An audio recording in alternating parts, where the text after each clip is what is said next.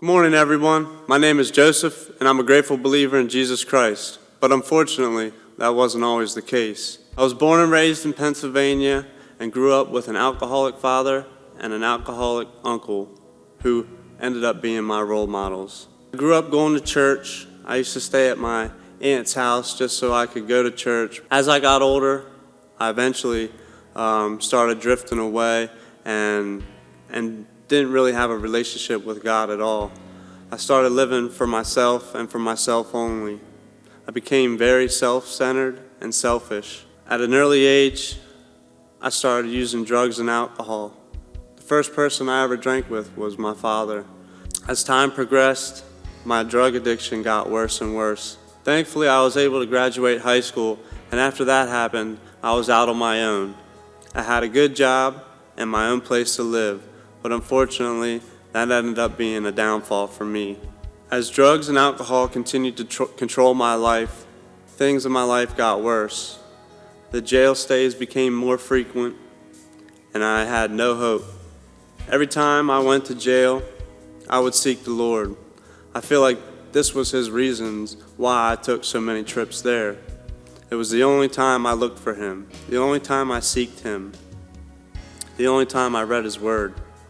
But after I would get out, it was back to me. As life went on, all hope for living was non-existent.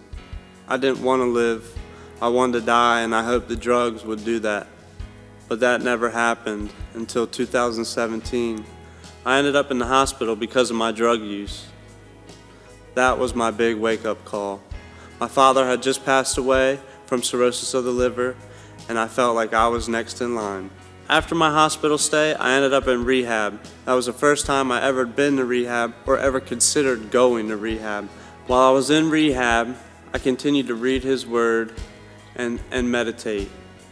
I learned that God loved me all along, that He had a plan for me, and that He was eventually going to use my past, the hurts that I had, the things that I have done, the struggles that I've been through, for not only His glory, but to help give somebody hope. One morning, while I was reading and meditating on His Word, I had a thought come to me, and the thought was, if your father knew you were going to die, do you think he would take the place for you? And I said yes, without a doubt. And the next thought that come to me was, that's what Jesus Christ did for you. That changed my life forever. From that moment on, I wish I could say it's been all good. But after my rehab stay, I ended up going to jail for a year. But there, I continued to read His Word, go to Bible studies, and attend church. My first visit to Town South was for a Celebrate Recovery meeting, where I met a nice gentleman named Jonathan. He was welcoming, and he introduced me to everybody who was there. Since then, I've been attending faithfully every Friday. After coming to these meetings, I've been given an opportunity to become a team member of Celebrate Recovery and now lead the meetings. And through these meetings, I learned about what God has done for me and what He's going to do with me and my hurts, with my habits that I couldn't put down, and how He's going to use them to further His kingdom, to bring hope to His name. At one point in my time, I was hopeless. I didn't want to live. I didn't want to continue going on in this world. But that's not the case anymore. God has turned that all around. He's given me hope.